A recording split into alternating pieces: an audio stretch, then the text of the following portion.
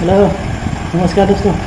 तो, तो अभी मेरे खाने पे है ये फोर्क। ये देखिए फोर्क, लंबा लंबा फोर्क।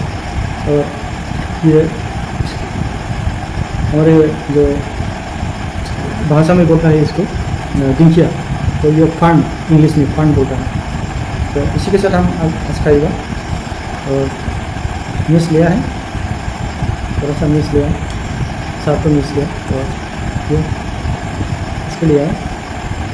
और ये इसके लिए है बस। तो शुरू करते हैं दोस्तों।